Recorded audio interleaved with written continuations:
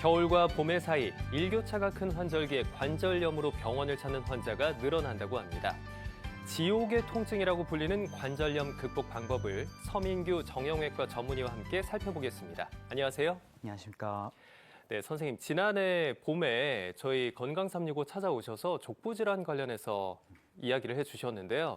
이렇게 봄이 가까워오면 특히 족부질환을 앓는 환자들이 많아진다고 들었습니다. 사실인가요? 네. 기본적으로 날이 풀리면서 야외 활동이 증가하게 되고 그에 따라 부상의 가능성도 높아지게 되겠습니다. 여기에 더해 겨울철에 뻣뻣해지고 약해진 근육과 인대들이 조그만 충격이나 사고에도 부상이나 염증이 발생하는 경우가 많기 때문에 발바닥이나 뒤꿈치, 발목 등의 통증을 호소하시며 병원을 찾아주시는 분들이 많아지십니다. 네. 봄철 야외 활동을 시작하기 전에 충분한 몸풀기와 가벼운 운동으로 컨디션을 끌어올려준 이후에 활동을 시작하신다면 통증 없는 봄철 활동이 가능하겠습니다. 네. 오늘 주제가 관절염이니만큼 그 이름에 대해서 한번 좀 살펴보자면 관절에 생기는 염증이다. 이렇게 해석할 수 있을 것 같은데요. 자, 정확하게 관절염이라는 게 어떤 질환인지 좀 짚어주시고요. 대체 왜 관절에 염증이 생기는 걸까요? 네. 말씀하신 그대로 관절에 생기는 염증입니다. 그렇다면 관절이 무엇이냐? 뼈와 뼈가 만나서 우리가 몸을 움직일 수 있도록 해주는 부분이고요. 관절이 부드럽게 잘 움직일 수 있도록 뼈의 표면을 매끄러운 연골이 덮고 있게 됩니다. 추가적으로 관절 내에는 관절액이 관절을 부드럽게 움직일 수 있도록 윤활 역할을 해주게 되고요. 또한 인대나 연골판 같은 구조들이 이제 관절의 안정성을 보강해주는 그러한 형태로 이루어져 있습니다. 네. 이러한 관절에 어떠한 이유에서든지 간에 염증이 일어나면서 그로 인해 통증이 유발되고 또한 염증 물질들이 지속적으로 이제 방출되면서 관절 내 구조물들이 손상되고 변형이 발생하는 상태를 관절염이라 표현할 수 있겠습니다. 대표적으로 관절염이 발생하는 부위로는 우리가 흔히 아프다고 표현하는 무릎이나 허리, 손마디, 어깨 등이 있을 수 있고 그 외에도 모든 관절 부위에는 다양한 원인에 의해서 관절염이 발생할 수 있습니다. 또한 이제 과거에는 흔치 않았었으나 이제 최근에는 스포츠 활동이나 야외 활동이 많아지면서 부상이나 외상으로 인해서 발목 관절염도 최근에는 많이 증가하고 있습니다. 네. 사람 신체 곳곳에는 관절이 있기 때문에 이렇게 관절이 존재하는 곳에는 관절염이 따라올 수 있다. 해석할 수 있을 것 같은데요. 자, 그런데 특히 겨울철이 되면 날이 추워지면서 관절염의 통증이 더 심해진다고 들었습니다. 그런데 겨울뿐만 아니라 또 봄에도 관절염으로 고통을 받으시는 환자분들이 늘어난다고 이야기를 들었거든요. 이렇게 뭐 겨울, 봄 같은 계절적인 요인이 관절염에 영향을 크게 미치는 걸까요? 계절적으로 영향을 받을 수 있고요. 우선 대표적으로 겨울철에는 추운 날씨로 인해서 근육과 인대들이 수축하고 뻣뻣한 상태가 되기 때문에 관절의 움직임도 뻣뻣해지고 이로 인해서 불편감을 느낄 수 있습니다. 또한 추운 날씨로 인해서 혈관도 수축하기 때문에 관절 내로의 혈액순환도 감소하고 이로 인해서 관절 내로의 영양 공급이 감소하고 이런 손상에 대한 회복시키는 기능 또한 떨어지기 때문에 네. 관절 통증이 증가할 수 있습니다. 또한 활동량이 감소하기 때문에 우리의 근육량도 감소하고 관절의 유연성도 감소하기 때문에 관절이 더 부담을 느낄 수 있습니다. 겨울뿐만 아니라 봄철에도 많은 분들이 관절염의 악화를 호소하시고 통증이나 불편감을 말씀하시는데요. 이는 앞서 말씀드렸던 것처럼 겨울철에 감소한 근육량이나 유연성을 충분히 회복시키지 못한 상태에서 갑작스럽게 활동량을 늘리게 되면 이제 관절이 부담을 느끼고 통증을 느끼게 됩니다. 또한 이것뿐만 아니라 봄철에는 우리가 황사나 미세먼지 또는 각종 이제 꽃가루 같은 알레르기 물질들이 많아지게 됩니다. 네. 이로 인해서 신체 내 염증이 많이 증가하게 되고 이로 인해서 관절염 증상이 악화되기도 합니다. 그렇군요. 이런 알레르기 반응을 일으킬 수 있는 외부적인 요소 때문에도 관절염이 심해질 수 있다라는 사실까지 확인을 해봤습니다. 자, 우리가 관절염을 짚어볼 때 찾아보면 두 가지 종류로 크게 나뉜다. 퇴행성 관절염 그리고 류마티스 관절염 두 가지로 구분이 되던데요. 어떤 차이가 있는 걸까요? 네. 퇴행성 관절염은 이름에서 보다시피 이제 반복된 사용이나 노화, 손상 등으로 인해서 관절 내 구조물들이 퇴행하여 발생하는 것이고, 류마티스 관절염은 자가 면역 체계 이상으로 우리 몸의 면역 체계가 내 몸을 스스로 공격해서 관절 부위에 염증과 손상이 발생하는 것입니다. 이러한 차이점들을 잘 생각해 보면 구별이 쉬울 것 같습니다. 우선 퇴행성 관절염은 관절을 많이 사용한 고령에서 주로 발생하게 되고, 류마티스 관절염은 이제 자가 면역 반응이 왕성한 상대적으로 젊은 청장년층에서 호발하게 됩니다. 그렇군요. 성별의 차이는 퇴행성 관절염은 남녀 비율이 여성에서 약간 많은 편이나 류마티스 관절염은 여성이 2배에서 3배 정도 더 호발하게 됩니다. 퇴행성 관절염의 경우 또 한쪽 관절에 비대칭적인 경우가 많고, 류마티스 관절염의 경우는 양쪽으로 대칭적으로 발생하는 경우도 많습니다. 진단에 있어서도 퇴행성 관절염은 신체 진찰과 방사선 검사만으로도 대부분이 진단되게 되지만, 류마티스 관절염의 경우 앞선 검사들 외에도 추가적인 혈액 검사와 전신적인 검진이 필요할 수 있습니다. 치료 또한 차이가 있을 수 있는데요. 퇴행성 관절염은 체중 조절이나 운동, 소염 진통제 등이 주된 치료법이고, 류마티스 관절염의 경우 항류마티스 약물들이 주된 치료 수단이 되겠습니다. 네, 퇴행성 관절염과 류마티스 관절염, 그러니까 원인이 다르다 보니까 증상도 차이가 있을 것 같고요. 또 증상이 나타나는 부위도 다를 것 같은데 이 부분에 대해서도 좀 짚어주실까요? 네. 퇴행성 관절염과 류마티스 관절염의 대표적인 차이점으로, 퇴행성 관절염은 체중 부하를 많이 받는 무릎이나 허리 등에서 발생하게 되고, 증상 또한 관절이 마모가 진행되어 가면서 서서히 진행하는 경우가 많습니다. 또한 류마티스 관절염은 손이나 발과 같은 작은 관절에 주로 생기게 되고, 상대적으로 갑작스럽게 증상이 진행한다는 특징을 가지고 있습니다. 또한 퇴행성 관절염은 해당 관절만 침범하여 관절 통증과 변형 등을 유발하지만, 류마티스 관절염은 이상 면역 반응이 전신을 공격하는 것이기 때문에 관절 통증뿐만 아니라 피로감, 체중 감소, 미열, 안구 건조, 입마름 또는 피부 질환이나 폐 질환과 같은 기타 전신 증상들을 동반할 수 있습니다. 마지막으로 퇴행성 관절염은 관절의 마모로 인한 염증이기 때문에 사용하면 할수록 통증이 악화되고, 또 아침 뻣뻣함이라는 조조강직 증상이 30분 이내에 호전된다는 특징을 가집니다. 하지만 류마티스 관절염의 경우에는 아침에 일어나면 뻣뻣하고 불편한 느낌이 1시간 이상 지속되고, 사용하면 할수록 오히려 좀 부드러워진다는 느낌을 받는 경우도 있습니다. 이런 차이가 있었군요. 자, 그런데 류마티스 관절염 설명을 해 주셨는데 자가 면역 질환이라는 표현을 써 주셨습니다. 그러니까 면역 시스템이 붕괴되면서 스스로 자기 몸을 공격하고 있다라는 거잖아요. 이야기만 들어도 치료가 쉽지 않을 것 같은데 어떤 방식으로 치료를 하게 되나요? 네, 말씀하신 것처럼 류마티스 관절염은 자가 면역 질환이기 때문에 전신 질환의 개념으로 접근해야 합니다. 그렇기 때문에 류마티스 관절염은 완치라는 개념보다는 조기 진단으로 관절이 손상되는 것을 조기에 차단하고 적극적인 치료를 통해서 관해 상태를 유지하는 것이 중요하겠습니다. 앞서 말씀드렸던 퇴행성 관절염과의 차이점들을 통해서 류마티스 관절염을 빠르게 진단하고, 이제 적극적인 치료를 통해서 이상 면역 반응이 내 관절을 파괴하는 것을 차단해서 이런 비가역적인 관절 손상을 예방하고 현 상태를 잘 유지하는 것이 목표가 되겠습니다. 네. 개인이 할 수 있는 예방 방법으로는 우선 류마티스 가족력이 있다면 이제 정기적인 검진을 통해서 조기에 진단하는 것이 가장 중요하겠고요. 자가 면역 질환을 악화시킬 수 있는 요소들을 차단하기 위해서 금연이나 금주, 비만 관리, 또한 이제 가공식품 섭취 같은 것들을 줄여 각종 염증 물질에 노출하는 것을 최소화하는 것이 중요하겠습니다. 그럼 류마티스 관절염은 유전이 될 수 있다라는 뜻으로 받아들일 수 있을까요? 유전성이 있다고 봐야 됩니다. 가족력이 있다고 항상 나오기 때문에. 아, 그렇군요. 자, 그러면 이번에는 퇴행성 관절염에 대해서 좀 짚어보겠습니다. 이건 노화가 이루어지면서 누구나 걸릴 수 있는 질환이다 이렇게 생각할 수 있는데, 그렇다면 저도 나이가 들면서 퇴행성 관절염의 통증을 겪을 수 있다는 거잖아요. 네. 혹시나 내가 지금 아침에 일어나서 그 관절 마디마디에 오는 통증이 퇴행성 관절염이 시작된 게 아닌가, 이걸 확인해 보고 싶다면 자가 검진을 좀 해봐도 좋을 것 같은데, 스스로 점검해 볼 수 있는 기준이나 방법이 있을까요? 네. 앞서 말씀드렸던 내용들을 잘 따라오셨다면 어느 정도 감은 잡으셨을 텐데요.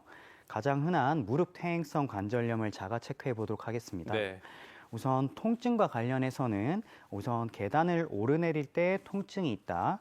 또는 오래 걷거나 많이 쓸수록 통증이 악화된다. 그리고 나서는 그 통증이 쉬거나 자고 나면 줄어들고 호전된다. 또 무릎 안쪽만 주로 아프다. 이런 부분들이 통증 관련 내용이고, 다음으로는 뻣뻣함과 움직임 관련 부분인데요. 아침에 일어나면 뻣뻣하지만 30분 이내에 풀린다. 또 의자에서 일어날 때 통증이 있다. 무릎을 완전히 굽히거나 펴기 어렵다. 무릎에서 딱딱거리거나 사각거리는 소리가 난다. 이러한 증상들이 포함되어 있습니다. 네. 마지막으로는 이제 위험 요소들을 체크하는 건데요. 나이가 50세 이상이거나, 그다음에 과거에 무릎을 다친 병력이 있거나, 체중이 최근 들어서 많이 증가했다. 또 가족 중에 이런 퇴행성 관절염이 있다. 이런 요소들이 4가지로 구성되어 있습니다. 이렇게 총 12가지 중에서 5가지 이상 해당되신다면 꼭 병원에 방문하셔서 검사를 받아보시는 게 좋겠습니다. 네, 방금 전에 소개해 주신 총 12개의 문항 중에서 5개 이상에 내가 해당되는가, 이거를 방송 보시는 시청자분들도 함께 체크해 보셨으면 좋겠고요. 저는 다행히 5개는 되지 않습니다. 네, 아직까지는 그래도 좀 젊어서 관절이 좀 건강하다라고 생각해 볼 수 있지 않을까 싶은데요. 자, 그런데 퇴행성 관절염 아마 초기 증상 겪고 계신 분들이 계실 겁니다. 물론 증상이 심해지면 수술까지 고려해 봐야겠지만 처음부터 수술을 하는 건 무섭잖아요. 자, 그러면 이게 진행 과정에 맞춰서 어떻게 치료가 들어가는 게 좋을까요? 네. 초기의 퇴행성 관절염의 경우에는 우선 증상을 잘 조절하고 관절 마모의 진행을 최대한 억제하는 것이 치료의 목표가 되어야겠습니다. 기본적으로 관절 통증을 유발하고 관절 내 구조물의 손상을 일으키는 염증을 억제하기 위해서 소염 진통제를 기본으로 하는 약물 치료가 기본이 되어야겠습니다. 여기에 추가적으로 증상의 정도나 관절염의 진행 정도에 따라 주사 치료 같은 것들을 병행할 수 있겠습니다. 이와 별개로 운동 치료는 항상 병행되어야겠는데요. 관절이 마모가 진행되면 될수록 관절의 정렬이 틀어지고 하중이 한쪽으로 더 쏠리면서 관절의 특정 부분의 마모가 더 진행하게 되고 가속화되게 됩니다. 네. 이것을 예방하기 위해서는 관절의 변형을 막아주는 방향으로의 근육과 인대 등을 강화하고 오히려 짧아지는 쪽을 늘려주는 스트레칭 운동을 같이 열심히 해주는 게 좋겠는데요. 대표적으로 O자 다리로 변형이 일어나는 이제 내측 무릎 관절염에 있어서는 허벅지 앞쪽을 강화할 수 있는 앉아서 다리를 쭉 편 채로 힘을 주는 운동과 그다음에 허벅지 내측을 강화할 수 있는 누워서 허벅지 사이에 베개나 이제 폼롤러 같은 것을 끼우고 조이는 운동 등을 할 수 있겠으며, 관절염이 진행할수록 무릎이 잘 펴지지 않기 때문에 무릎 뒤쪽을 늘릴 수 있는 햄스트링 스트레칭 운동 등을 같이 병행해 주시면 도움이 되겠습니다. 또한 가장 중요한 점 하나는 이제 건강에 도움이 된다고 무조건 많이 걷고 뛰고 하시는 분들이 계신데요. 퇴행성 관절염에 있어서는 관절에 하중을 많이 가하면 가할수록 악화되기 때문에 체중 부하를 하는 운동보다는 수영이나 아쿠아로빅 또는 자전거와 같이 체중 부하를 적게 하는 운동 위주로 시행해 주시는 것이 좋겠습니다. 오, 그렇군요. 운동을 한다고 해서 무조건 건강에 좋은 건 아니고 관절염에 있어서는 무게가 많이 무리를 줄 수 있는 운동은 피하는 것이 좋다라는 설명까지 들어봤습니다. 저도 본가에 내려갔더니 저희 집 근처에 사시는 어르신 한 분이 사실 잘 걸어 다니지 못하시다가 최근에 무릎 인공관절 수술을 하고 나서 똑바르게 걸어 다니시면서 그런 말씀을 하시더라고요. 이 수술이 생사와는 관련이 없지만 삶의 질과는 굉장히 밀접한 관련이 있는 수술인 것 같더라라고 하시면서 만족도를 굉장히 높게 표하셨는데, 언젠가는 수술이 필요한 시기가 올 거란 말이죠. 그런데 제가 이야기를 이제 듣다 보니까 최대한 수술은 늦게 하는 게 좋다. 살면서 수술은 딱 한 번밖에 못 한다고 하더라라는 이야기가 있더라고요. 근데 이게 맞는 말인지도 궁금한데 수술을 언제 하는 게 좋을까요? 모든 일에도 때가 있는 법인 것처럼 관절염 수술도 적당한 때에 해 주어야 합니다. 무조건 참고 버티다 보면 너무 망가져 버려서 수술의 선택지도 줄어들게 되고 수술 이후의 결과도 더 안 좋을 수 있습니다. 또한 이제 즐겨야 하는 인생을 통증에 너무 오랫동안 고통받게 하는 것도 별로 추천하지 않습니다. 네. 수술을 결정하는 중요한 두 가지는 본인이 느끼는 통증의 정도와 영상 검사에서 관찰되는 관절염의 진행 정도 이 두 가지를 종합해서 판단하게 됩니다. 약이나 주사로 조절되지 않는 통증에 대해서는 수술적 치료가 도움이 되고 수술을 결정할 당시에 나이나 활동 정도 또 관절 영상 검사에서 보이는 관절염의 진행 정도 등을 종합적으로 판단해서 적절한 수술 방법을 선택한다면 좋은 결과를 얻을 수 있겠고요. 관절염 중기의 경우에는 이제 본인의 관절을 살려서 쓸 수 있도록 하면서 틀어진 축을 교정해서 통증을 조절하는 교정절골술 같은 것들을 선택할 수 있겠고 더 진행해서 이제 관절이 모두 망가져 버린 관절염 말기에는 인공관절술을 택할 수 있겠습니다. 발목에서는 이런 인공관절 말고도 발목 유압술이라는 또 다른 방법도 선택할 수 있겠습니다. 네. 그러면 최대한 늦게까지 버티다가 수술을 하는 게 능사는 아니고 개인의 상황에 따라서 네. 선택을 하는 게 중요하다 이렇게 들리는데 방금 전에 말씀해 주셨지만 수술적인 치료 방법 중에 최후의 선택을 할 수 있는 방법이 인공관절 수술이잖아요. 자, 그런데 워낙 큰 수술처럼 느껴지기 때문에 두려워하시는 분들도 많을 겁니다. 혹시 인공관절 수술 후에 특히나 주의해야 할 점이 있을까요? 네, 말씀하신 것처럼 관절염에서의 대표적인 수술인 인공관절 수술 후에 가장 주의해야 될 사항으로는 감염 예방입니다. 인공관절 주변으로 감염이 생기게 되면 이를 치료하기 위해서 매우 큰 재수술이 필요하게 되고 또한 아주 오랜 기간의 항생제 치료를 필요로 하게 됩니다. 그렇기 때문에 감염 예방이 가장 중요한 이제 요소이고 이를 위해서는 관절 주변에 상처가 나지 않도록 주의해야 되고 또한 기본적인 위생 관리를 잘 해주셔야겠습니다. 또 감염에 취약할 수 있는 당뇨나 비만, 기타 만성 질환 등을 잘 관리하는 것도 중요하겠습니다. 또한 적절한 근력 유지와 체중 관리를 통해서 인공관절에 가해지는 부하를 줄여주는 것이 오랜 기간 동안 문제없이 인공관절을 사용할 수 있는 중요한 포인트가 되겠습니다.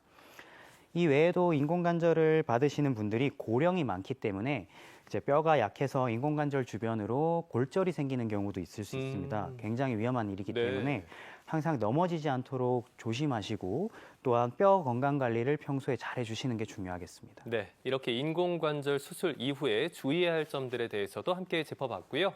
이번에는 건강에 대한 잘못된 상식을 바로잡는 시간 가져보겠습니다. 관절염에 대한 오해와 진실 OX로 풀어보겠습니다. 제가 질문을 하나씩 드릴 텐데요. 앞쪽에 있는 판넬을 가지고 답변해 주시면 되겠습니다. 자, 첫 번째 질문입니다.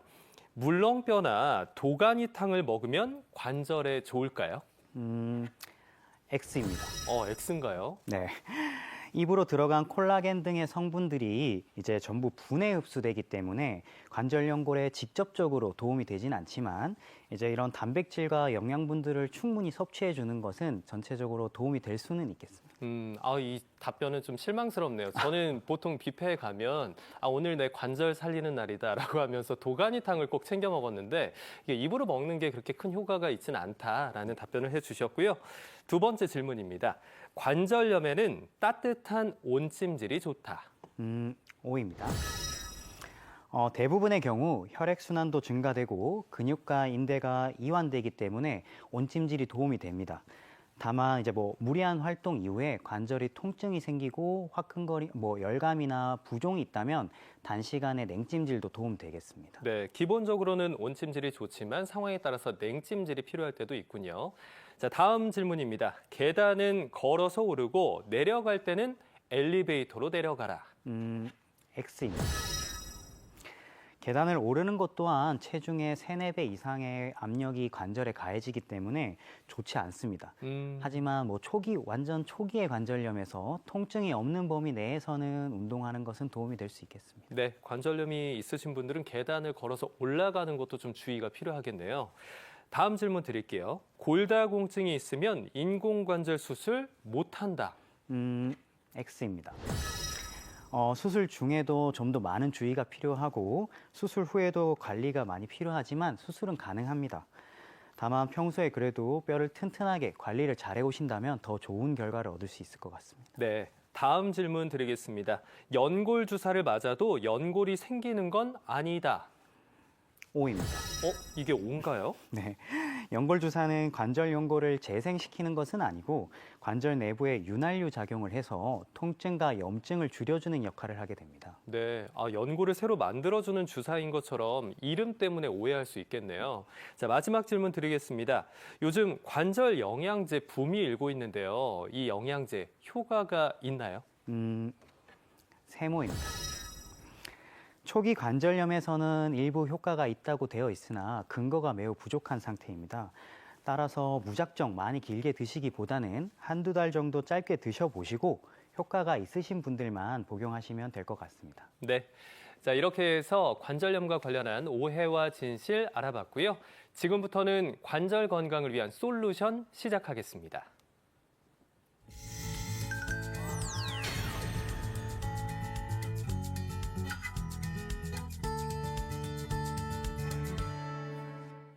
네, 선생님. 관절 같은 경우에는 우리가 얼마나 사용했냐에 따라서 닳고 없어진다라는 이야기를 들었는데요. 일상생활에서의 자세도 굉장히 중요할 것 같습니다. 혹시 관절에 좋지 않은 자세가 있을까요? 네. 관절이 악화되는 이유는 특정 부분에 하중이 집중되어서 특정 부분에 마모가 진행되기 때문입니다. 따라서 한 자세를 오랫동안 유지하는 것이 관절에는 좋지 않은 자세고요. 대표적으로 예를 들면 우리 쪼그리고 오랫동안 앉아서 일하신다든지 네. 아니면 허리나 목을 굽힌 채로 이렇게 장시간 작업을 한다든지 하게 되면 이제 관절에 무리가 가게 되기 때문에 중간중간 몸을 풀어주고 스트레칭을 하는 시간을 가지는 것이 중요하겠고요. 또한 특정 관절을 과도하게 꺾는다든지 반복적으로 사용하는 것이 관절에는 도움이 되지 않습니다. 그러면은 운전을 오래 하시는 분들도 같은 자세로 계속해서 운전석에 앉아 계시는 것도 관절에는 별로 좋지 않겠네요. 네. 네. 자, 그러면 이제 평소에 관절 건강을 지키기 위해서 운동하신다는 분들 계실 텐데 앞쪽에서도 살짝 이야기가 나왔지만 오히려 건강 챙기려고 하는 운동이 관절에는 악영향을 미치는 경우도 있을 것 같습니다. 어떤 것들이 관절에 좋은 운동이 될까요? 네. 관절 건강을 위한 운동법에서 가장 중요한 것은 관절에 부하되는 무게를 줄이고 관절 내에 힘이 많이 가해지는 자세를 피하는 것입니다. 또한 관절의 가동성을 잘 유지하는 것도 중요한 운동이겠는데요. 대표적으로 물에서 하는 운동들이 체중 부하를 줄이고 또한 그 힘이 많이 체중의 영향을 많이 벗어날 수 있기 때문에 추천이 되고 수영이나 아쿠아로빅 등을 추천하고 또한 자전거 타는 것 또한 추천하겠습니다. 네. 다만 무릎을 많이 굽힌 채로 힘을 쓰게 되면 관절 내에 힘이 많이 가해지기 때문에 안장 높이를 조절해서 무릎을 많이 굽히지 않고 탈 수 있도록 하는 것이 중요하겠습니다. 오. 비추천 운동으로는 관절에 하중이 많이 실리는 조깅, 등산, 계단 오르내리기, 또한 스쿼트 같은 운동 등은 추천하지 않고 또 한쪽 방향으로만 힘을 계속 쓰게 하는 골프나 라켓 운동 같은 것들을 추천하지 않겠습니다. 하지만 가장 중요한 것은 본인이 운동을 하고 나서 관절에 통증이나 부종이 생긴다면 그 운동은 피하거나 줄이는 것이 좋겠습니다. 그렇군요. 이렇게 선생님의 설명을 듣다 보니까 저도 평소에 전신 운동이라고 스쿼트 꼭 하라는 이야기를 들어서 무게를 좀 높게 해서 앉았다 일어났다를 반복했는데 이런 것들이 관절에는 좋지 않을 수 있겠구나라는 걸 오늘 알게 됐습니다. 자, 그러면 마지막으로 또 한 가지 더 질문을 드릴게요. 우리가 건강을 챙기기 위해서 식단 조절하시는 분들 굉장히 많으신데요. 제가 앞서서도 좀 충격을 받았지만 물렁뼈라던가 아니면 도가니탕, 관절에 효과가 없다라는 그런 설명을 들었습니다. 그렇다면 혹시 관절을 건강하게 지키는데 도움이 되는 좋은 음식들이 따로 있을까요? 네. 특정 음식을 먹는다고 관절이 바로 좋아지고 이런 효과를 볼 수 있는 것은 아니지만 오메가3가 풍부한 등푸른 생선이 염증을 줄여주는 데 도움이 되고 또한 훌륭한 단백질 공급원이 될 수 있습니다. 네. 이 외에도 각종 채소류나 견과류도 도움되겠고 충분한 단백질 섭취와 뼈 건강을 위해서 비타민 D가 풍부한 그리고 칼슘이 풍부한 유제품이나 멸치 같은 식품도 도움이 되겠습니다. 피해야 할 음식으로는 염증을 촉진시키는 단당류가 높은 식품이나 트랜스 지방이 많은 가공식품 등을 피하는 것이 도움이 되겠습니다. 마지막으로 음식의 종류도 중요하지만 적당한 식사량으로 적정 체중을 유지하는 것이 가장 중요한 점으로 강조하고 싶습니다. 네, 이렇게 관절에 좋은 음식 그리고 식단 관련한 이야기까지 함께 나눠봤습니다.